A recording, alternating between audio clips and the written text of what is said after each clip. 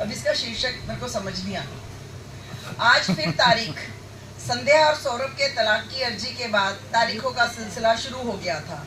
बस बात भी कुछ बहुत ज्यादा नहीं थी, परंतु 4-5 साल इकट्ठे रहने के बाद आखिर तय हुआ अब और ज्यादा साथ चलने की हिम्मत नहीं थी। रिश्तेदारों ने भी खूब आग में घी डालने का कार्य किया। सबके अपने अपने मुद्दे थे।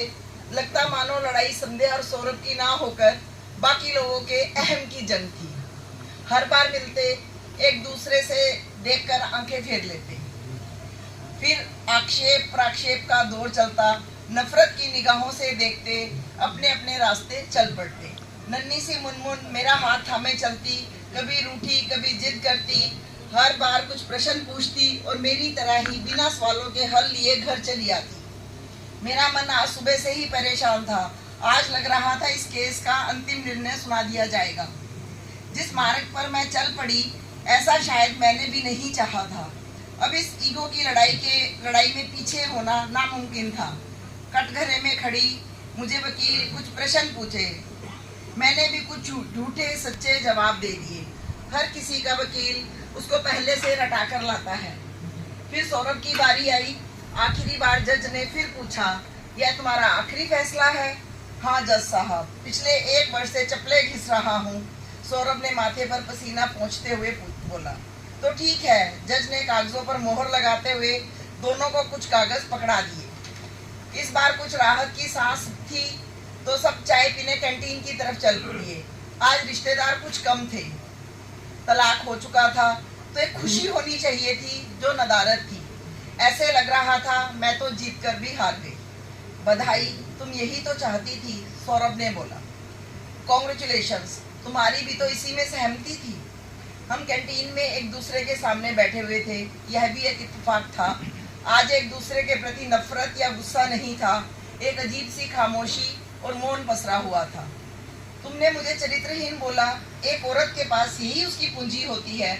मैंने रुंधे गले से अपने मन की बात कह दी। हाँ, नहीं कहना चाहिए था मुझे, पर मेरे पास कोई और चारा भी नहीं था। सौरभ ने अपनी गलती मानते हुए बोला। तुमने भी तो मुझे दहेज का लोभी बताया, क्या यह ठीक था? सौरभ की बात सुन मैं अपने मन में टटोलने लगी। सच में सौरभ तो ऐसे नहीं थे। मेरी आंखों से आंसू बहने लगे। हम अपने स्वार्थ में इतने अंधे हो जाते हैं, पता ही नहीं होता क्या कर रहे हैं। अच्छा एक बात बताओ, तुम्हारा कमर दर्द कैसा है? वोफ्रान और जीरोडोल एमआर लेती हो? रात को सिकाई कर लिया करो। सौरभ ने अपनापन दिखाते हुए बोला। हाँ, पहले से बेहतर है। तुम बताओ, तुम्हारी शुगर कैसी चल रही है? नियमित सैर करने जाते हो? रोज तो नहीं, कभी कभी। नींद नहीं खुलती? सौरभ ने अनमना सा जवाब दिया। मैं अच्छी तरह से जानती थी सौरभ बिना बैटरी के सुबह नहीं उठ पाता। जब तक मेरे हाथ की चाय नहीं पीते तभी वो सैर करने जाते थे। आज अचानक से एक दूसरे की इतनी फिक्र हो गई, कुछ समझ नहीं आ रहा था। सौरभ ने कहा, मेरे पास अभी इतने पैसे नहीं हैं। तुम्हें हर महीने एक मुश्त रकम भी देनी होगी। मैं अभी पीएफ लोन अप्लाई कर रहा हूँ। जैसे ही पैसे आते हैं तो तुम्हें दे दूंगा। नहीं नहीं, मुझे अभी नहीं चाहिए, मैंने अचानक से बोला। पता नहीं कहाँ मैं एक एक पैसे का हिसाब करती थी और आज मुझे क्या हो गया। मुनमुन की परवरिश के लिए तो तुम्हें पैसा चाहिए होगा, सौरभ ने चिंतित स्वर में बोला। तुम इतना स्ट्रेस मत लो। डॉक्टर ने पहले भी तुम्हें तनाव लेने से मना किया है और तबीयत खराब हो जाएगी। अब तो तनाव में रहने की आदत सी हो गई है। कब तक बचूंगा, यह तो रोज की बात है।